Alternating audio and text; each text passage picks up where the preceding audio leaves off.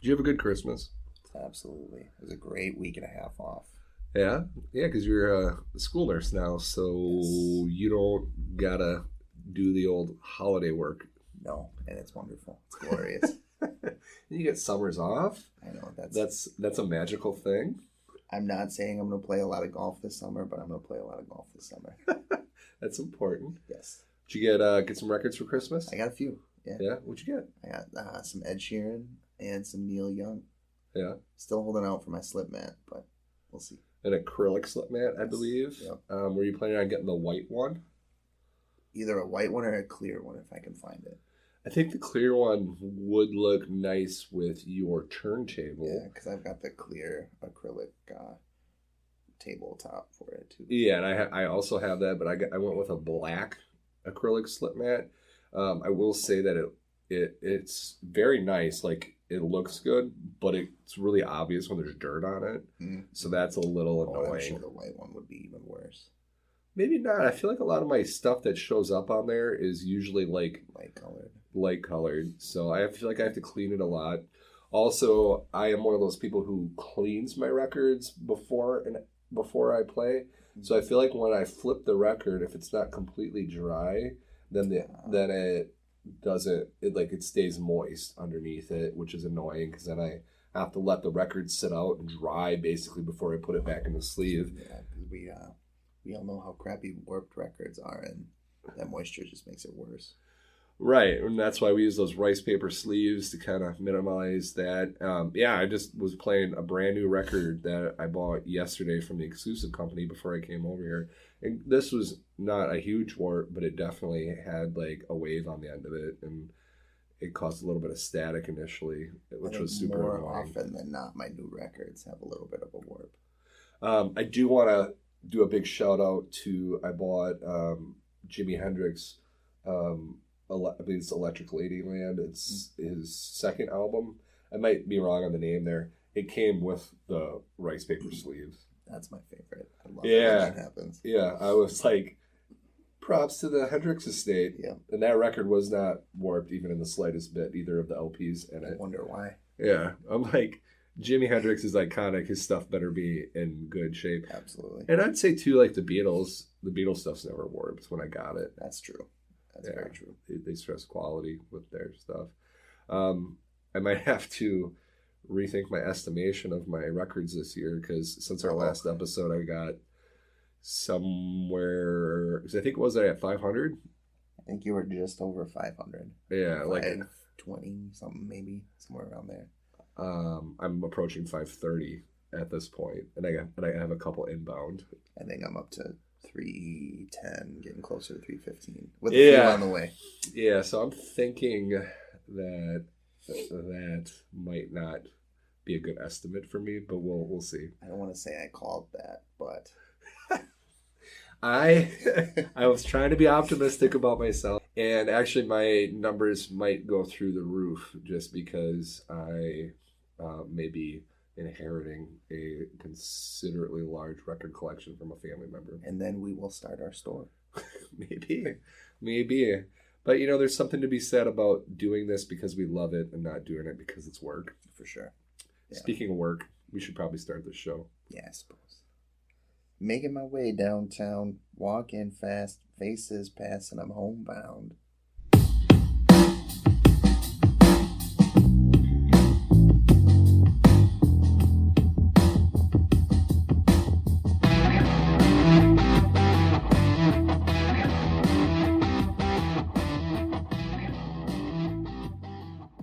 What's up, party people? We are coming to you from the ice-cold, chilly lands of Appleton, Wisconsin. Again, we are by Green Bay, where the football happens. And why is this town called Appleton? That's a good question. I don't know. Do you see many apple trees around here? None whatsoever. None whatsoever. So, of course, I am James Dorn, and with me is the guy who has high, high hopes for a living, especially when he couldn't make a killing. The guy who will make you step up fast and throw that cash. Aaron Rohde. I love Panic at the Disco. I know you do. I love it. Do you know what the second one was? No. It was like a random line with a slight change to it from Body Rockers by Ella Maffeo. Okay, yeah. I was like, when I do these, I like to oftentimes throw in a little like gangster flair for curveball. Yeah, I mean, you're a boss, dude. I want to treat you like the hardcore thug that you are. I love it. Anyway, new year, new me. Same poor habits of buying large amounts of records. Yeah, why change that? Yeah. James's New Year's resolution was buy more records, I think. Yeah. Dear God, I hope this isn't the one episode my wife chooses to listen to. And I kind of hope it is. I had our show on the other day when we were in the car. Like, I was just kind of testing to see how the audio sounded. And of course, one of the parts was where I'm like, well, my wife really doesn't listen to the podcast. And she's like, you make me sound like I'm so not supportive. I'm like, I'm stating a fact. You don't listen to my podcast. I'm not saying. Chelsea, we know which 8 people listen. Yeah. And we know. It's your parents. It's Eric. Melissa. Melissa. It's probably Armando. I feel like Armando's been really down with the show lately. Our boy from Second Chance Records. Jesus was in there a couple times. Yeah. Yep. He's a good dude. Yeah. I think Brandon. We haven't talked about Brandon for a while. Brandon. Yeah, he was missing like you from Black Friday Record Store Day. But he's doing some really bomb stuff with a 3D printer online, and I've really been loving watching that. Yeah.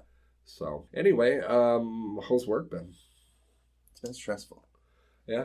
COVID kind of blew up, but yeah, things go on. It's really getting kind of crazy around here. We're not going to turn this into a medical podcast, but just at my work, I mean, easily 20, 30 people positive a day. Mm-hmm. Yeah, Wisconsin's kind of becoming a hot spot again, which is unfortunate. Yeah. So hopefully we can get through this. Yeah, and quickly. like always, one of the big things that we like to talk about is be mindful of your mental health through all of this stuff. If you are feeling stressed or going through some hardships, make sure you talk to somebody about it. Yeah.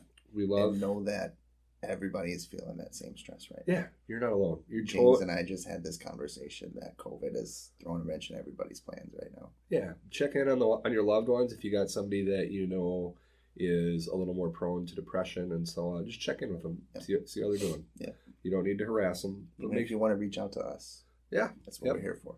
Absolutely, we care about you. Yes.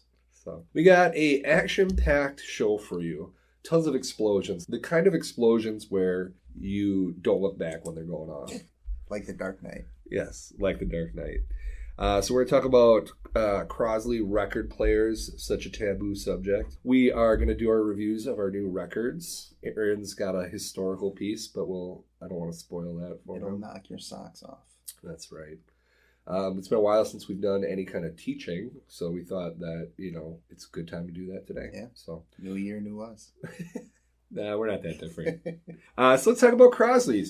So anybody who is new into collecting will go into a store somewhere, and usually one of the first things you see are these little suitcase record players. And then if you go online and you talk to anybody who's a hardcore record collector, they will berate you. They will trash that record player, for sure. Yes, they will make you feel bad about that. And if you've been listening to all of our episodes, at one point I told a story about a guy that I knew who was a hardcore record collector.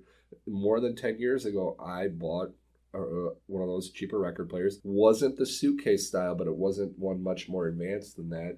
And he just lit me up and tore me apart to the point where I returned that and did not revisit the possibility of buying records for more than 10 years later. That was exclusive, not inclusive like we like. If you had started 10 years ago, how many records do you think you would have by this time? Well, I wasn't a nurse back then, and I had a considerable less amount of money, but records were a lot cheaper because they weren't as popular.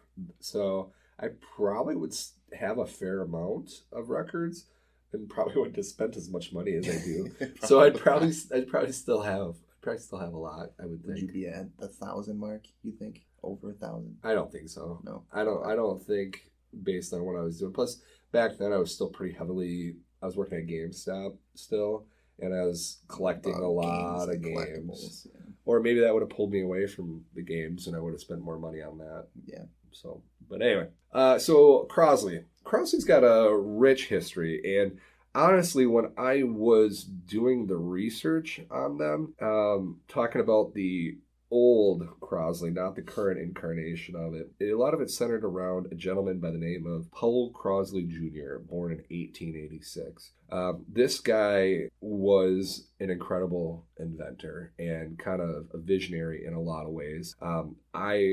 For the purpose of this podcast, I'm only going to very briefly touch on a lot of this man's history and what he did. So, Aaron, what's your personal opinion of Crosley record players? So I personally, the only ones that I've ever seen are like the special edition ones they have at Record Store Day. Yeah, like the Beatles one that we had and talked about getting. I had actually considered getting one, but as did I. The guys in front of us in line that day were like, "Why would you want to buy that? Like you got shamed. Like a you guys bit. Are stupid."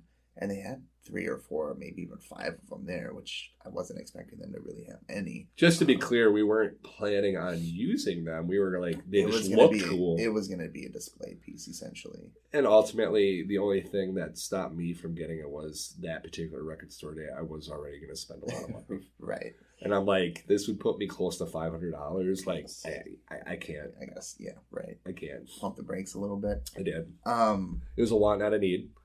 Exactly. Yeah.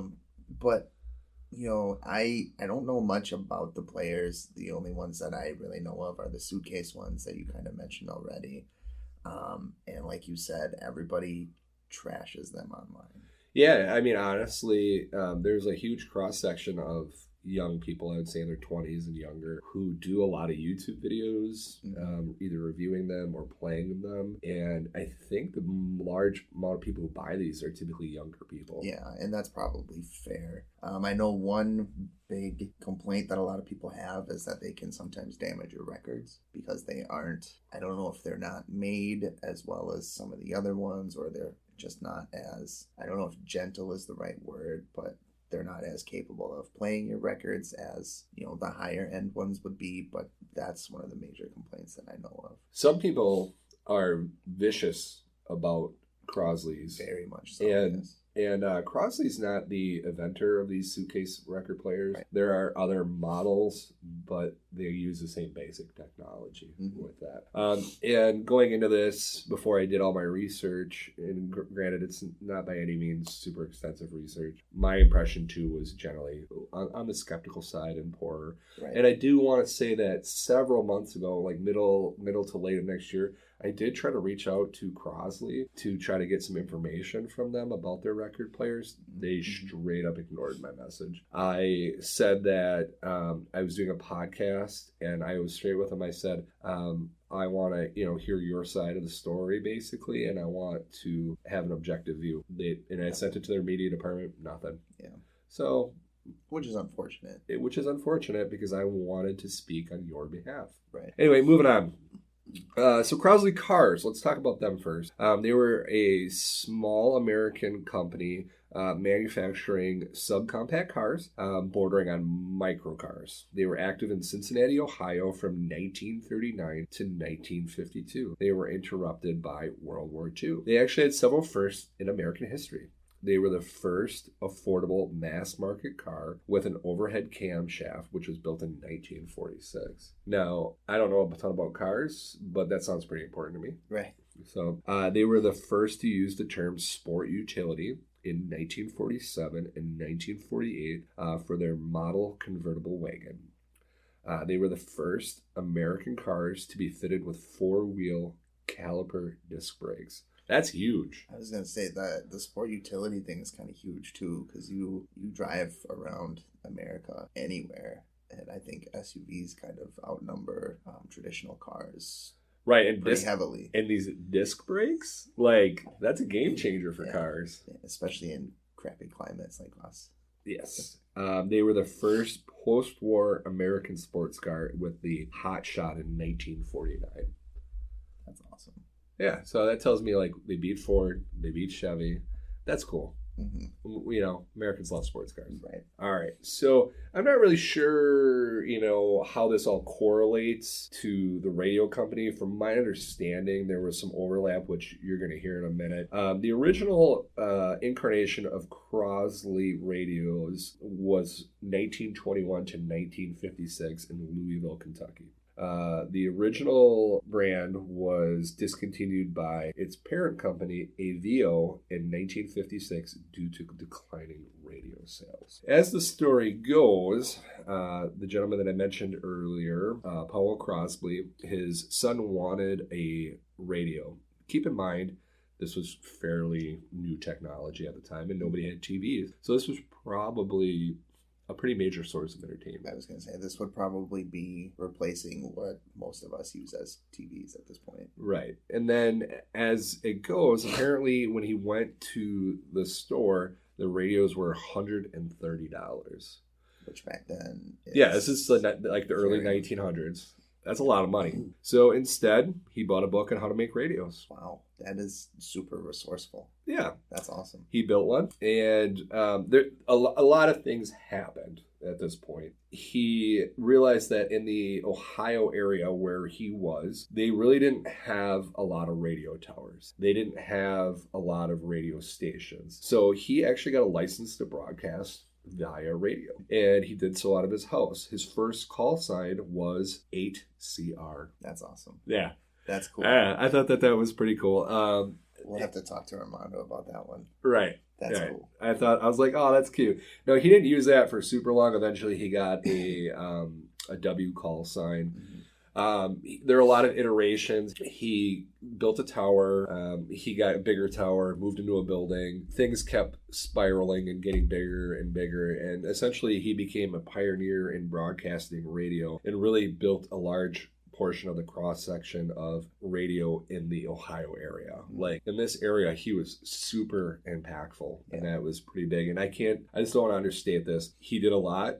And there's a lot of information that I'm leaving out here. The other thing I think is interesting is I didn't realize this was kind of a Midwestern company. And I feel like sometimes as far as technology and business practices and things go, I feel like us in the Midwest are kind of a year to 2 to maybe 3 years behind people on either coast. Things move and happen so much quicker in the New Yorks and the LAs of the world. So for him to do all of that in Ohio, I think is also super cool. Yeah. Absolutely. And I think from what I got, I think there are museums and sites, and one of his most notable towers that he made is kind of like a museum piece somewhere. That's awesome. Yeah.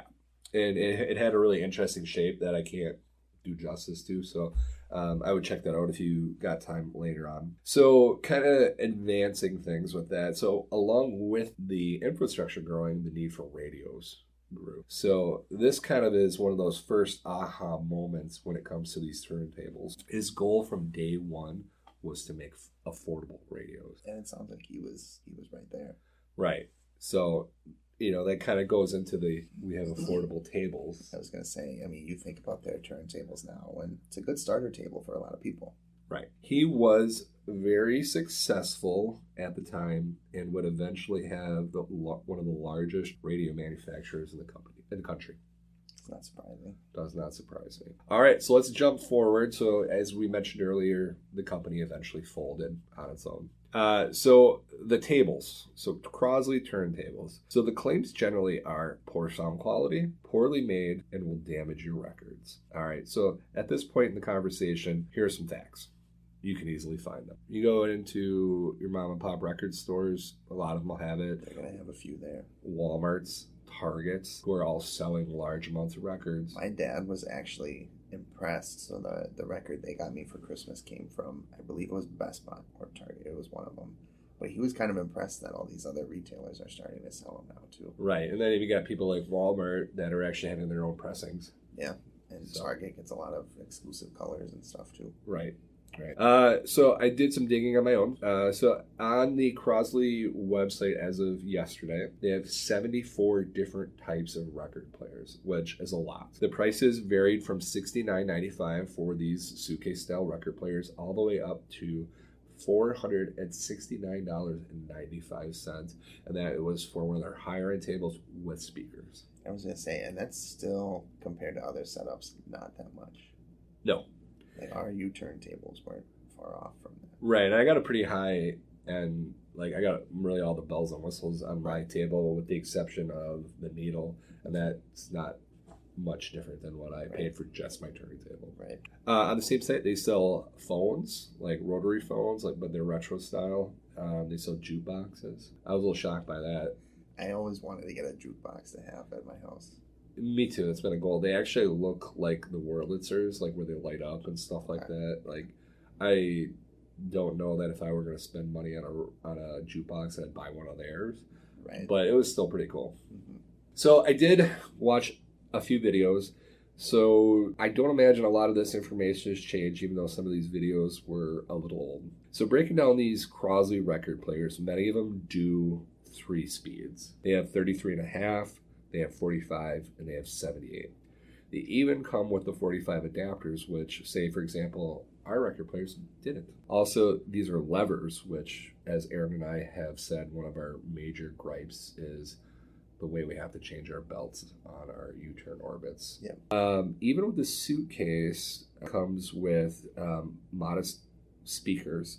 So they have outputs on them where you could... I was going to say, that was always kind of one of my questions was, do these suitcase-style ones have the capability to hook up to outer speakers? The ones that I was looking at do. And it looks like some, if not most of them, do have speakers built in. But from what I can tell, there are some models, not necessarily Crosley's, but other ones that don't have any speakers at all. The thing is, the speakers do have to be powered. So I believe that's what that preamp that we have built in ours. Yep. That kind of thing. It is not uncommon for these to come with red ceramic cartridges. These are extremely low quality styluses. Some of the Crosleys looks like they are coming with diamonds in the package. So like you do need to swap that out if you get it, or make sure you know which one are coming in. Also, here's another important thing I found out, because I really didn't know anything about 78s. They don't come with a needle that can play 78s. Do you know anything about 78 records? Not really. So early versions of the 78 records, the grooves are approximately 3 times wider. That makes sense.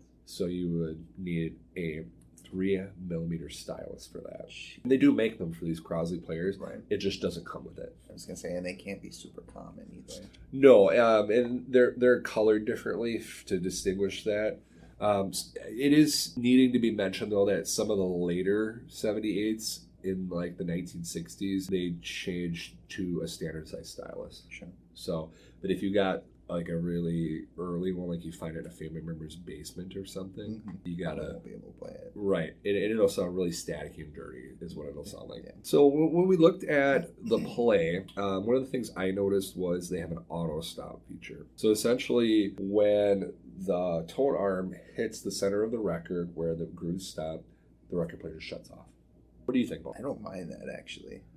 As long as it's not an abrupt stop. If it's more of a gradual one. It looked abrupt. Okay, then I'm not a big fan of that. If it was more gradual, where, kind of let it slow down and stop, I'd be more okay with that. No, actually, when watching... Or does it stop just like that? When it hits that spot, like that. Oh, and then also with it, like, this thing gets up to speed extremely fast from what I was looking at. My feeling on the matter was, initially, Aaron and I, when we were first learning about these turntables and we were doing research, we were talking about, I think you even did this. You would put the needle down, then you would turn your turntable on, and you asked me if that was okay, and I'm like, I didn't know. Like, I actually have no idea. And from what I read online, that is more prone to put additional abrupt pressure on your needle with that sudden change. It's best to have the table spinning at least a little bit with it. So I thought that this is probably similar to that's probably not a good thing. So that would be a turnoff for me. And then you have days like last night where I was so excited that I started my record and never dropped my needle. The struggle's real. All right, and then the video I watched online, he put go to record on, and it was a Daft Punk song that I was familiar with, and the sound quality out of the speakers was extremely poor. I would say that the it sounded almost titty, like really like high pitched. And they do have tone adjustments on there, but I'm like, that audio is pretty painful. I feel like when people buy a Crosley, they're probably not. This is where Aaron's trying to be diplomatic. I'm trying to. They're probably not super concerned about audio quality. Well, I don't know if that's true. I don't want to use the word audiophile, but that's kind of what I'm thinking. Like, I mean, I'm sure too. Can hear quality differences. Not that we're perfect, but two people where you can distinctly hear sound quality differences. I don't think those people are the ones buying the suitcase players. Well, I agree with you for the most part, but I think also sometimes it's people who do notice that, but they're trying to get started. That's fair too. That's fair too. But I immediately when this video played, I could hear that difference. And granted, it was online, but I'm just like, I couldn't even imagine what it would sound like sitting in front of me. Right. But he did hook up a speaker to it, and it was a Crosley external speaker. Sure. And it sounded a lot better. I'm not saying it sounded great, but it definitely sounded better. So when he hooked that up, did the built-in speakers shut off and it only played through the external one? He had the camera heavily focused on the external speaker. That's a good question. Because that would make me a little leery too if you're having two different sound qualities. I think it outputs. I think it did. Okay. I would assume that's how that works, but you never know. These did also have Bluetooth connecting.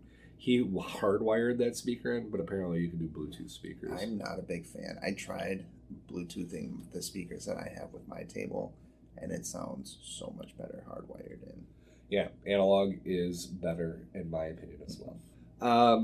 So moving on, one of the big concerns when you are playing records for damaging them is your tone arm. So the weight that your tone arm is applying to your stylus or the needle, depending on what term you like to use, and applying pressure to your record is a big deal. So most quality record players are going to go one of two ways. They're either going to have a counterweight on them, like we have on our Orbits, that you hit a screw and you can slide the weight forward and back. With that, there's two things. Obviously, you want the lesser amount of pressure on your record, but the lesser amount of pressure that you have, the more prone you are to skipping. Right. So that's kind of like one of the old school things where people back in the day, they'd tape like pennies to their record player. The other thing is that people can have a spring to apply for the counter pressure, but the spring is typically not adjustable. I was going to say, and springs lose pressure over time. Correct, but I mean, it does. There have been many high-end record players that have been spring-mounted tone arms, so it doesn't mean that a spring is necessarily bad. So the thing is with pressure that your tone arm is applying, it's really best to know what is the preferred amount of pressure for your table and the stylus that you're using. Mm-hmm. And actually, when I was doing this research, I was like, I need to buy one of these scales. So I went on Amazon. There's like a $12 thing. And essentially, it's a little tiny scale that you put on your record player and you lower your tone arm onto it, and it tells you how many grams of pressure that you are applying to it. So there was a lot of conflicting information about this, but what I got, some sources said that you shouldn't be higher than 3.5 grams, but that was actually, from what I could see, was incredibly low. What I saw, kind of like generally the preferred was like 4 to 6 ish, and the Crosley, when he did it, when he weighed it, it was like a high 5. Yeah.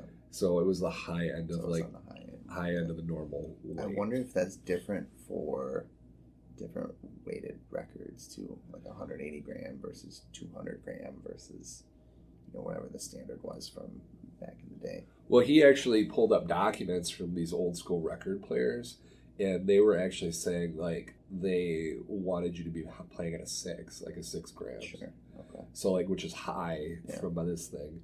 So this is one of those gray areas. Yeah. If this is important to you, you're going to have to do some research and make an educated decision on your own. On it, yeah. When I get my scale, I think I'm going to be shooting for about 5. We can't officially tell you what to do there, and I think maybe even some people just really aren't going to care. And that's fine. Another claim was that the tone arm alignment is off. So think about the path that your tone arm cuts as it goes towards the center of your player. Obviously it's going to be an arc. So you can print out these papers, and then they have spots where you set your stylus down on as it's laying on your platter, and you see if it lines up with that. And then also you can see if the needle follows the arc towards the center of your record. Now, I don't think that you can do much to adjust that if that's off. I wouldn't think you could. Right.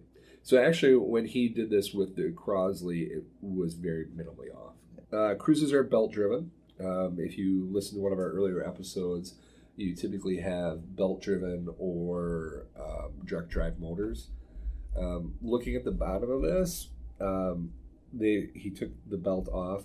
They really didn't do much to try to dampen the sound. Like it was like, belt on raw metal and stuff like that. So I think you might have some sound issues. Also, another thing that was interesting was the center of the record, the spindle on these actually was stationary. So like so like ours moves with the platter. Right. And then for that they made it smaller with it. So like when you put the record on, it's almost gonna have some give where you could slide it around. So you might have to center it. Yeah, I don't know if I like that either. So me, if you're gonna use this, I'd maybe get a record weight. Yeah. I didn't like that either when I saw that. That made me uncomfortable. Mm-hmm. All right. So as we were talking about a few minutes ago, they do seem to get up to speed quite quickly. Definitely far quicker than our orbits. Is that something that can be adjusted? Probably not if it's belt driven. I don't think so. And maybe there's some hacks on there, but I don't know. Mm-hmm. There were people complaining about variable speed issues, and the reviewer kind of turned the table towards the side, which again, suitcase would have the top that folded back. And what it looked like was probably happening was the warp was rubbing, catching on something, right, which is what would make the sound come off. So when you have these mass-produced rapid-fire records that are getting warped because they're coming off the assembly line too soon, this might be a problem. Whether they're coming off the line too soon or they're recycled vinyl, as Armando kind of taught us a little about when we had him on too, that he said the virgin vinyl versus the recycled stuff, there can be some differences there too. And then of course if you get those records that are tightly shrink wrapped, that drives me crazy. Right. Well, like we talked about one of the early episodes, was the thing about shrink wrap is shrink wrap keeps shrinking. So you get all these hardcore old school collectors that are like, oh, it's still in the shrink, when they rip the side off so they can get the record out. I'm like, they literally make sleeves that you can buy to replace the plastic. I will go buy an old record, and the first thing I do is I rip that plastic off. Yeah. It bothers me. Even if I get stuff in auctions that are still in shrink, that's the first thing that comes off. So our recommendations, at least my recommendations, maybe Aaron will feel differently, is that if you are looking to get a player, I would probably buy one a little bit more expensive than these suitcase ones. With 74 models on there, if you really decide that you want a Crosley record player, you can get ones with adjustable tone arms and so on, some with speakers. There were some relatively decent looking models that were in the $150 range that came with speakers. Well, and Crosley is kind of an iconic name in the vinyl community, whether it's good or bad attached to it. Certainly polarizing name. Right, yeah. I think for every collector, it is tempting to have a Crosley piece somewhere in your collection, whether it gets used or not. I would agree. The next recommendation is if you absolutely are dead set on getting one of these suitcase players, whether it be a Crosley or a Crosley style, make sure you have a diamond stylus on there. Mm-hmm. That's a huge thing. That's going to affect your sound quality. That's going to affect if your players get damaged. It's a big deal. Yeah. This is all you can afford, or all you have space for, because a lot of people don't have a ton of space either. Right. We're not going to tell you not to get it. Right. We're not going to belittle you for having one either. We don't turntable shame. We don't insult people. We don't speak ill of people's collections and what they do. You collect your own way. So if this is what you need to get, you go ahead and get it. Yep. I just want you to know that there are many higher end models, whether it be at other Crosleys or other companies, and you do get what you pay for. Right. So It's one of those things that make sure you do some research before you just go out and buy. right. So Aaron, did I change your opinion about anything with Crosleys? A little bit. I mean, I don't think they're as bad as people make them out to be. Right. I do think agree. they are a good starting point for a lot of people. Right. And that's when I think of Crosley, that's kind of what I think of as, this is a starter table for people. Right. I think they have a cool legacy. Right. With Mr. Crosley, as we talked about, and I think that the current iteration of the company is following in his footsteps and trying to make things affordable for people. Right. So, Which is huge, especially in today's world where things are so hard to get right now. So I'm not gonna probably ever buy a Crosley, but I respect their goal, and I don't think as poorly of them as I did when I started doing this research. I would never buy one to use, but I could see myself buying one to have in the collection. Yeah, I'd maybe put one or two up on top of my my KLX shelving, Right. where my Lego pirate ship is. All right, moving on. What you got for me, buddy? You ready for a trip down memory lane here? Yeah, let's do it. So, with the new year, I'm going to make everybody feel a little old. Probably especially me. Songs turning 20 in 2022. So, I had looked at a list of 100 songs shortly before we started recording, and I just picked out a few. We'll get to the first three, I suppose. Eminem kind of made a resurgence back into the rap game in 2002. Without Me, Cleaning Out My Closet, and Lose Yourself, along with the 8 Mile movie, turned 20 this year. Oh, So we'll throw back. I've never seen 8 Mile. For me, Without Me is the first Eminem song that I remember hearing and listening to when I was younger. The music video for it portrays Eminem and Dr. Dre as Batman and Robin, which I think is really cool. There's a comic book vibe to it, which is awesome. Nelly, Hot in Here, is 20 years old in 2022.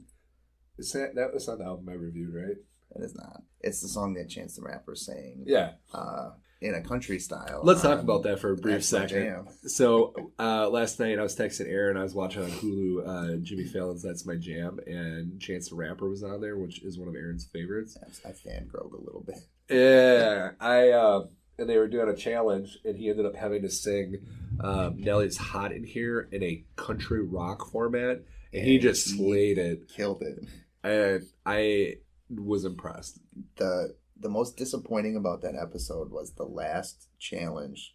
The last song was Bon Jovi's Living on a Prayer, and the first thing he said was, and it's a sing along with the perfect lyrics challenge, and the first thing out of his mouth is, I don't know this song. So that killed me a little bit as a music fan, but And he's from the Midwest, isn't he? yeah, he's from Chicago. Like, it's rock. That's rock, man. Yeah, but he got it, so we'll give him that one. Another Nelly and Kelly Rowland song, Dilemma, is turning 20 this year. Enrique Iglesias, Escape, turns 20 this year. Is that the album or the song? The song. Because I think Enrique, I'm like, I want to be your hero, baby. Right. Missy Elliott, Work It. Hey Baby by No Doubt, and No Doubt kind of fizzled out right after that. Hey, baby. Yep. I still like that song. I do too. Avril Lavigne, this is kind of when she blew up, so Complicated and Skater Boy, both. Why you want to be things so complicated? It's funny because I texted you a photo of that album. Yeah. There's a music on vinyl version. Yep. Couple more, J-Lo's Jenny from the Block. Don't be fooled by the rocks that I got. I'm still Jenny from the block. And then a little throwback to the opening lyric from today's show, 1,000 Miles. So I thought those were kind of interesting. This list makes me feel incredibly old as a 20-something. I still want to believe that I'm young, but I realize more and more as time goes on that I'm getting old. Well, I don't think I'm old. I feel old. Yeah. I don't think I'm old either, but working with kids kind of pushes you that way. Yeah. You feel real old real quick. Want to talk about Burnout? Yeah. So we're talking about Burnout, and I'm not talking about the game, which is on sale. Great game, though. Which is on sale on the Switch right now, by the way. Yes. So we recently really both, I don't think it was really at the same time, Like I think It was very close. But I I think don't I kind of went through it a little bit before you, and I didn't think I really like talked to you about it because I didn't want to bring you down. Right. And then you kind of, I recognized you were dealing with it. So you can't collect at a sickening pace like I was. Forever. I was weekly for a while, probably buying 8 to 10 records on the auctions, and occasionally buying stuff on my own. Yep. I probably got conservatively maybe 300 records this last year. That's conservative. Like it was probably actually more than that. And that doesn't count some of the fillers and all the extra throw-ins either. Right. And eventually I just got to the point where collecting records had become such a part of my life that I would get home and I felt like I had to listen to records. I had to talk about records. I had to know what was going on. It was like people were expecting it of me. And I would go to the store, the exclusive company, our local store, and I just would buy something for the sake of buying it, or I didn't know what I wanted. I was buying stuff for a while that I didn't want. Like, well, it's not that I didn't want it. It was just like, I'll listen They to it weren't once. high-level wants for you. Yeah. Right. And I was just spending a lot of money on it, and I just started to get like headaches when I would think about collecting records. Yeah, I know the feeling. I mean, when you have such a big amount of something, you feel like you have to be using them whenever you get a chance to. Right, it felt like it was a job for a while, and I just felt this compulsion just to buy records, to buy them, to have to get things, to have to bid stuff. And like we talked about on the auctions, and I love second chance records. I don't want to sound like I'm insulting them at all. But I buy one record, then I'm like, I have to buy more so the shipping's worth it. Right. And then you end up with a bunch of things that you're like, oh, this sounds interesting, but I don't know a whole lot about. What do you think contributed to your burnout? I would think some of the same. It was a lot of like, oh, I'm home. I don't have much going on. I should go listen to a record. And then I would walk in, and I shared a picture yesterday of my crates. And I said, trying to find something to listen to, any suggestion, and I just couldn't find anything. Did you know that if you load up your Discogs and you shake it, it'll give you a random record? I did not. Yeah, try it right now. That's kind of cool, actually. Yeah, so load up your collection. So like the A to Z. What I've done in the past was look at how many I have, and I would just ask Siri to pick a number between 1 and that number, and. But then it gets hard because then you got to scroll. Yes. Oh, What'd you get? Herbie Hancock, Future Shock. Yeah. Which I've never listened to. So maybe that'll be what I listen to today. Yeah. That is really cool. Yeah, I just learned about that about 2 weeks ago. Sgt. Pepper came up after that. That is really cool. I'm going to have to utilize that more often. It certainly makes things a lot easier. Yes. So you were staring at your crates and you're like, man, I don't know what the hell to listen to. Yeah. And it got to the point where I almost felt like I shouldn't have the records if I wasn't going to listen to them. Yeah, you felt like you were wasting space. Wasting time, wasting money. And I kind of felt like guilt, almost like sitting there, I'm like, am I done with this? Right. And we've had this talk in the past where it's like, well, at what point do we thin out some of our records? Because some people don't. Right. And I've talked to Armando about that. Like, some people are so addicted to the quantity that they can't get rid of things that they don't want to listen to. Right. And that was kind of where I struggled, is at what point do I start maybe getting rid of some of these so somebody else can listen to them and appreciate them. Yeah, I just gave my friend Pat at work a few that I don't listen to.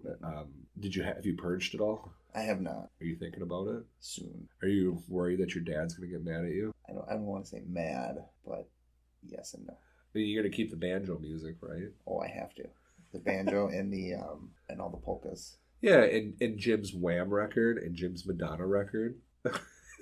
He will dispute that, but I don't ask those questions. Yeah, Jim, we're gonna call you one of these days on this show, and we're gonna talk about your records. I would say his suggestion was Freebird last night when I asked for suggestions to play. Yeah.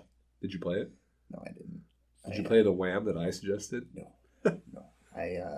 I went with Kid Cudi, the one that actually kind of got me hooked back into the record thing. That was going to be my next question for you. What got you back in? Yeah. So I think finding that one at the store after looking for it and searching for it for upwards of 6 or 7 months was like, it made me feel like a little kid again.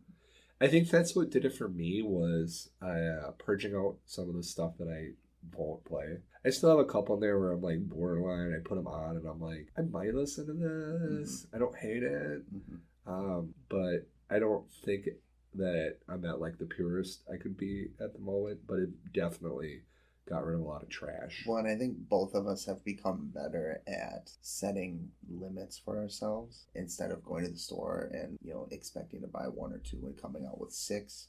We find a couple that we really want. Yeah, I mean, I went there yesterday to get your record that I'm going to give you here in a little bit, and I only bought 2. I bought Gaslight Anthem, and then they had a Radiohead album, the Bends, which I didn't have any Radiohead, and I know Radiohead stuff doesn't seem to sit in the store very often. It's one of those things that I still always look through the shelves, but if it's like, oh, this seems really cool, I don't know anything about it, I'll preview a couple songs on Spotify. Then if I'm feeling it, then I'll pick that. Right, and I got Watch a Hobby, which was an album that came out last year, and Jimi Hendrix the last time I was there. So like these are things that I listened to and I knew I liked. Right. So it wasn't like an impulse buy. And there are a few times lately where I had something in my hand and I'm like one of them was a John Mayer album yesterday. And I looked at him like, I have 2 John Mayer albums. I like them. I don't listen to them a lot. And it's a $30 record. I'm like, it was one that I'd never owned on CD. I'm like, I don't need to buy this. It's different if it's a group for you like the Black Keys, where you have just about all of their albums. Because there's a difference between. I do have all of their studio albums though. Right. There's a difference between being a quote unquote completionist for a certain group and just buying things to have. Yeah, back in the day, I was a completionist with Kiss CDs. Right. Not so much with their records. Like for me, NF is a guy that I've got all of his albums that he's put out, and when he releases his next one, I'll probably buy that too. But I like pretty much everything that he puts out. And the Keys have a lot of 7-inch EPs and singles and stuff like that I have in my want list on my Spotify or my Discogs that eventually I'll buy. They're expensive for what they are, right? But they're not like terribly hard to find. And I think both of us are kind of becoming a little more open to buying compilation records and things like greatest hits albums too. It depends on the artist, right? Especially if it's like someone from the 50s or 60s, like we'll say Roy Orbison or someone in that era where a lot of their stuff were released on 7-inch stuff initially. I'll buy comps of them, right? But I'm not. It's not like we're searching them out, but we're more okay and more open to it. Yeah, like if it's a band from the 70s, I'm probably not going to buy a greatest hits of theirs, right?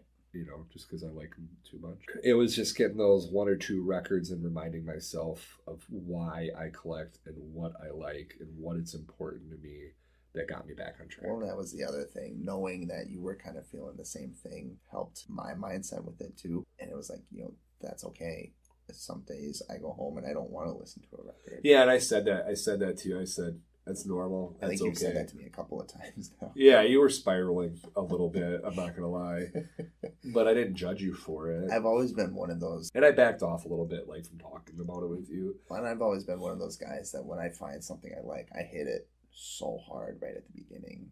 Oh, me too. That it does kind of burn you out a little bit. Oh, I'm all in with stuff. Like, I remember when I had a Nintendo DS and Game Boy Advance, I had like 70, 80 games. Right, and I did the same thing when I got my Switch. I went crazy and I bought a ton of games for it. Yeah. And at that point, you're like, some of these are 30-hour games. When am I going to have time to play all these other ones? And you don't finish them. And then, like, the new Pokemon's coming out, and I barely put time into Diamond. Well, like, Breath of the Wild's a great example. I've had that game for 2 years now, and I just finally finished it. And I even gave you my cards to help you finish it. That made it so much easier. It did. Pro tip: if you play video games, get the NFC cards off of, like, you know. They're much cheaper than Amiibos. Yeah, than Amiibos. It will change your Breath of the Wild game and make it a lot easier for you. So I mean, don't be ashamed to use guides because everybody needs them application. Well, that digital map helped me a lot too, and the fact that I could log online and keep track of. Well, I think back in the day you had the guide books for certain games. The internet is no different than those now. Yeah. So last part of that talk. At what point is too much? That's an ambiguous term because we're talking about too much quantity, too much purchases.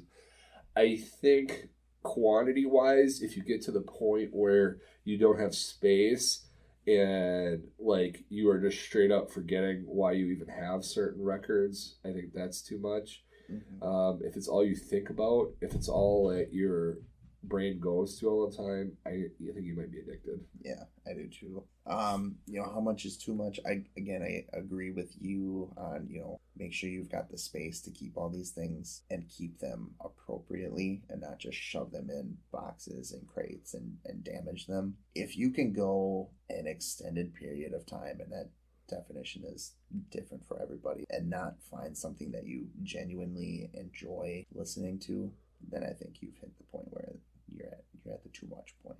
Yeah, you're burnt out. Maybe you gotta thin out. Whether it's taking a break from it, thinning some of it out, purging the collection, do what you got to do. But don't just buy a record to buy a record. If you can't find that one or two to bring you back to it, maybe it's time to reconsider things. Right, and then also don't ever get to the point where you can't pay your bills. Right. All right. Want to do some reviews? Yeah. Let's see. You want to go first? Or you want me? Sure, I'll go first. I don't normally go first, but let's do it. So, Aaron got me Green Day live at the BBC. Now, I'm not going to talk about the history of Green Day because Green Day is one of those iconic bands that we all know who Green Day is. My wife hates Green Day. What? Yeah. Wait a minute. She likes Lizzo, but she hates Green Day? Yeah. Oh, I got some bones to pick here. Yeah. I think it was like she got sick of like the Boulevard of Broken Dreams era. But it's so iconic. That's not, no, we'll get into that in my review. But I love some Green Day. Yes. So I will say this is the fourth live album from the band. It was released on December 10th. It was recorded for the BBC from between the years of 94 to 01. Each side is a different year. This is a retail variant on Milky White, which looks beautiful. Yes, it does. And it needs to be said that after the last episode, I went to the exclusive company and I was able to get Aaron a copy of it. Because I was kind of kicking myself a little bit. Right. Which, like I am about that American Rejects that I gave you because they haven't had it since I bought that for you. Yeah. So, side A. This was June 8th, 94. This is, in my mind, the golden age of Green Day. I would agree with that. This is where I got on board with them. I remember sitting in my friend's room listening to Dookie on cassette. Which I actually have on vinyl, and it's amazing. Yeah, I have it as well. So a lot of my review is going to focus on this era. Now, I want to be said, like later when we get through the years, they do play songs from the previous eras. It's just this is the year that they chose for that. Also, Green Day has a coffee company called Oakland Coffee, and they were selling 7-inch versions of some of their 90s concerts at the BBC or performances at the BBC. Mm-hmm. Some of them are not available. There was 2 of them on their site anymore. You can find them on like eBay and Discogs, but originally they were $20. Don't overpay for these. Well, I'm sure the prices have blown up on Discogs. Some of them are like $40 or more. It's like double. That's insane. Mm-hmm. First song, She. The bass line grabbed me right away. At this point, the volume goes up.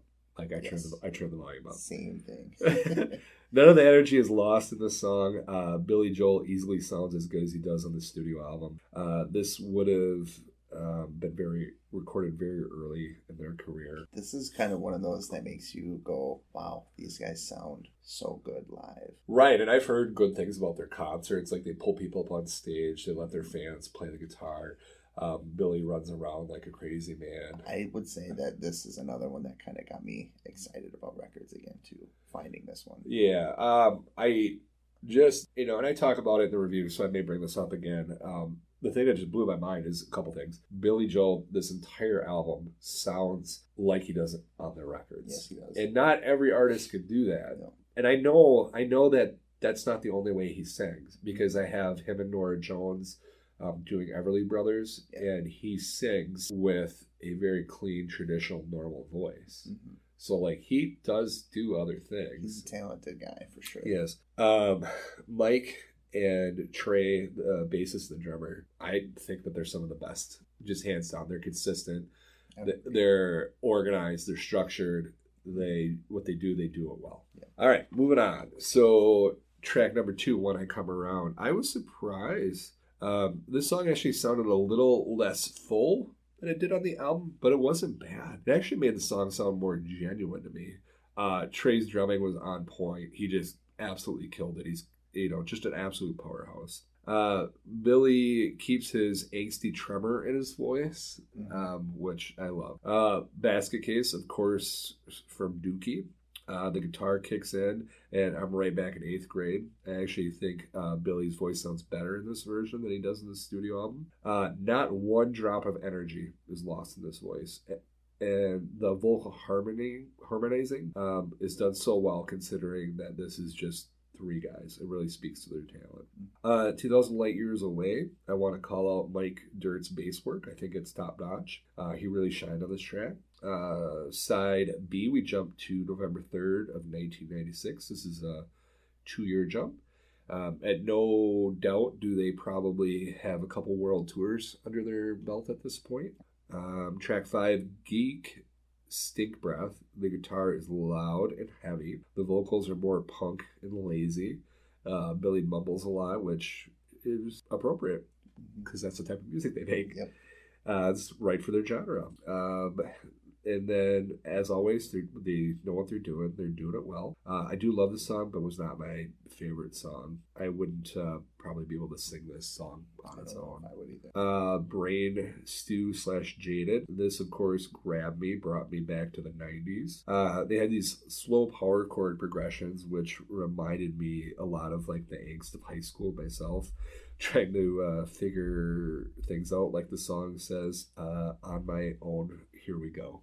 I related pretty well to this song. Production is great. I've never heard something recorded at the BBC be done poorly. That was kind of the thing that blew me away, is how clean the production was, but it didn't feel overdone. No, absolutely not. Side C. That brings us to February 2nd of 1998. Track number 9, Hitchin' a Ride. This brought some changes. Billy Joel. He's not Billy Joel. Billy Joe. I've done that many times. Yeah, me too. He kind of actually had a little sexiness and charm in his voice on this song, and I really appreciate it. The music is notably cleaner and less punk. You don't hear the crunch of the guitar. I will say Billy definitely upped his guitar work on this song. It sounds more grown up. The backing vocals kind of went next level on this as well. Track number 10, Nice Guys Finish Last. We see a jump in quality with Mike's bass work too. He did really great. This is admittedly an era of Green Day I really didn't know that well. This wasn't a song that I instantly recalled. But I did like it. It was just fun, and this might be something that I will have to go explore a little bit. I do want to say that the guitar work on that song was also good. Track number 11, Prosthetic Head. With the exception of Billy Joel's vocals, I felt like I was listening to a Third Eye Blind song. I can see that. Yeah. I can see it. Which is not unusual because they were kind of at this point a contemporary in that era. All right. Side D, August 28th, 2001. Another era I really didn't know anything about. Castaway was a moderate radio hit. I feel this was where Green Day kind of got comfortable in their own skin. They know what they do. They know how to do it. They do it well. They're just a well-oiled machine at this point. Again, I just have to call out the fact that their production on the part of the BBC was excellent. I've never, ever heard something that they did bad. I found myself singing the chorus to Castaway back. All right. Minority, track number 15. This rebellious anthem brought back a lot of energy to the album. Released in 2000, it clearly had a very distinct 90s Green Day vibe to it. When it played, I had forgot about the harmonica and horn work, and that just made me smile. So in conclusion, we all know Green Day. They have a long-standing career. This album is a distinct tribute to their consistent work and skill over the decades. They aren't playing the most difficult songs, but that doesn't mean they aren't capable of it. Trey and Mike, respectfully, are two of the best in their respective areas to come out of the 90s punk scene. To me, Green Day is a timeless band. The production with this album is wonderful. I would call it AAA even. The BBC just knocks it out of the park. I can't say enough nice things about this album. Not many bands can sound this good in yeah, as they do in the studio live. Would I have bought this for myself? Yes. I was actually actively looking for this album. It was hard to find at the store, I'm not going to lie. It was. I think I got there too early. Well, it's one that I kind of happened upon because I don't usually look through the new release section, and it just happened to be. Oh, I started because of this reason. So this will probably be in my pretty regular rotation. I kind of figured it would make its way into your regular rotation of stuff. All right. So you're gonna give me my next one. Yes, and it's one that you know about already. For those of you who remember the last episode, I gave James the choice between this Green Day or Mumford and Sons because you had said you were feeling a very chill vibe and mood recently. So he took Green Day. Now he's getting Mumford and Sons. So just a reminder for those playing along at home, we have Mumford and Sons, Sign No More, storefront photo on the very front. We got the guys dressed in what I would call hipster clothes, sitting in the store window. Very much so. They got acoustic guitars, they got an upright bass, they got a banjo, and I believe a accordion is the other item. And I don't know a ton about Mumford and Sons, but what I do know is they are very kind of laid back, chill music. Yeah, it sounds like there's violin, tambourine, looking at the back, cello. Yeah, this is gonna be good. I think so too. I think they had a display on the wall the last time I was in the store with that. So they still have it up. I think it's the first time this was released on vinyl, but I think it's their debut album, if I remember correctly. I will find out when I do my research. So I'm actually a little giddy to hear your review because this is uncharacteristically, out of all of the albums I got, the one that you've told me absolutely nothing about your opinion. I wanted to keep it a little hidden and make it a surprise for everybody. Normally Aaron will go, I liked it, I didn't like it. He'll give me something. Yeah, he said nothing. But I didn't ask. After I said, I'd keep you posted, and then I said nothing. Nothing whatsoever. So for those of you who remember, I was given Zeppelin 4, and I know little to nothing about Zeppelin before this album, too. This was released in 1971 as their fourth studio album. In the last episode, I mentioned that there was no track list or anything on the cover.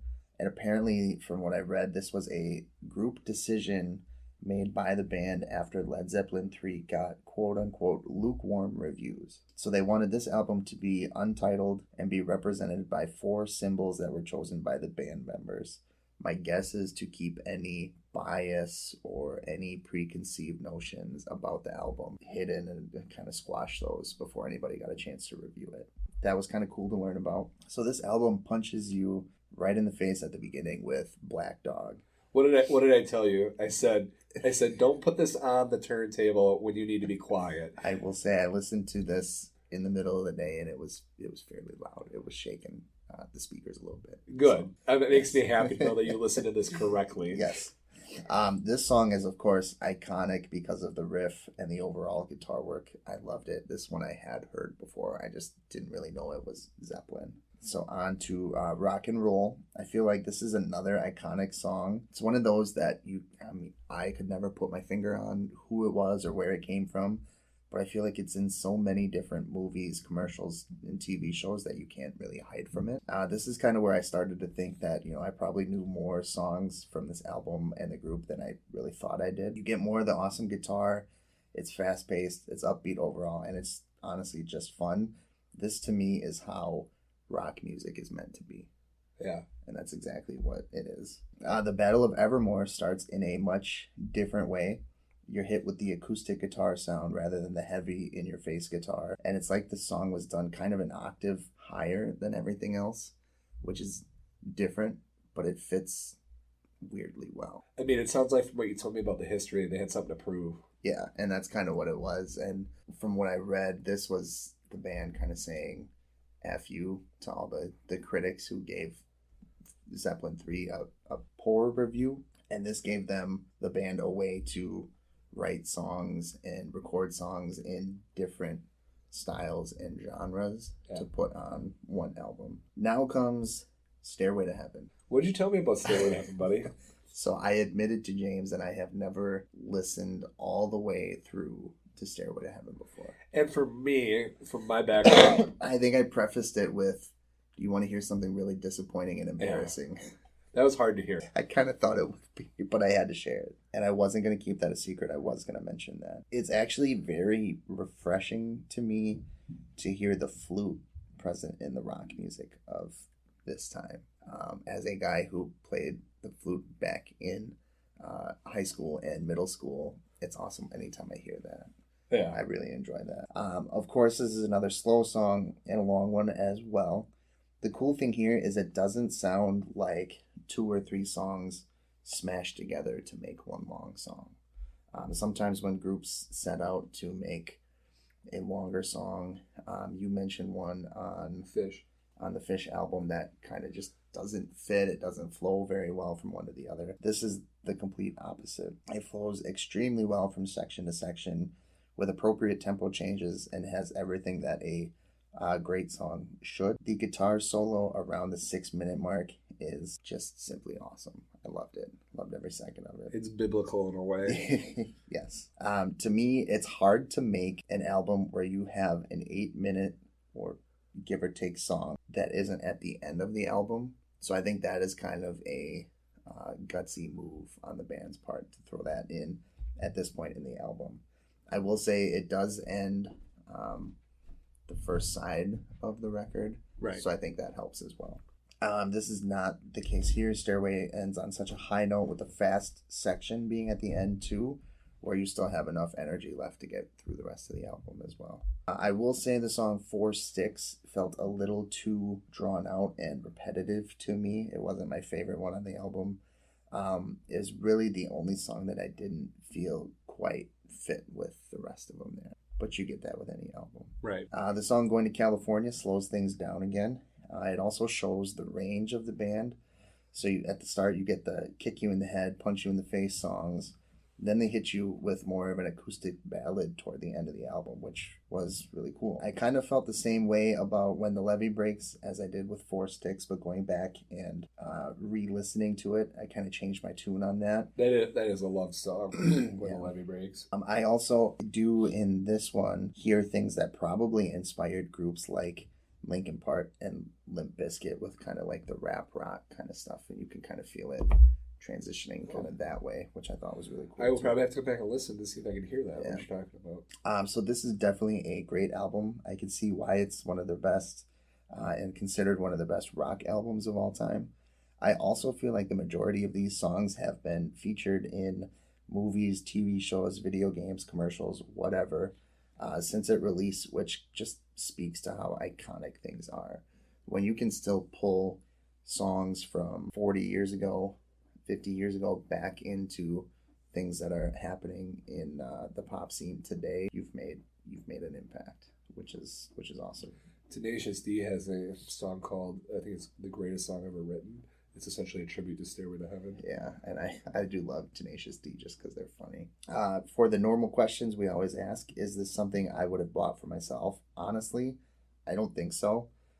It's very good, but I have a feeling it would have been one that I probably would have listened to on Spotify, or maybe picked and choose different songs to listen to instead of going all the way through it. You would have been like, nah, it's that fun. Yeah, right. Will I be keeping it? Definitely yes. I'm not exactly sure how much playtime it's going to get, but it will get its fair share for sure. Nice. I'm glad you liked it. Yes. That was what I was sitting on. Yeah. I was Trying listening to to all figure kinds of something out. Zeppelin albums, and I'm like, which one should I give them? It was kind of a big deal for me. So I was really, really concerned about that.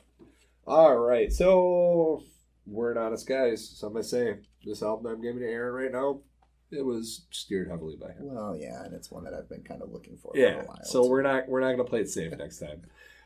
So he will be getting Hootie and the Blowfish Cracked Rear View. Yes, and this is one that I almost bought from a second chance seller back this summer. I had 2 different shots at it and missed out on it both times. So this has been one that's been haunting him a little bit. Yeah, I haven't seen it too much since then, so I'm excited to have this one. My dad was a big Hootie and the Blowfish fan back in the day, so I'm excited to get it for that as well. I recently got a copy of it, and it lives up to the hype. Yeah, So this is probably the only Hootie album that I would ever buy, Same. other than maybe a Greatest Hits.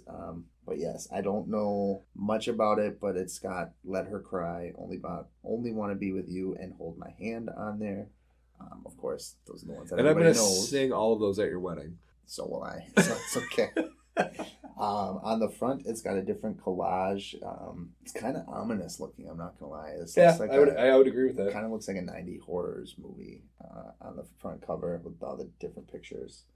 On the back, it's got kind of a scattered track list. It's got the 4 group members, almost like a silhouetted picture. And it's got a special thank you to different parents and the different band members, which I think is also really cool. Probably get thrown on today, I'm not going to lie. Good. All right.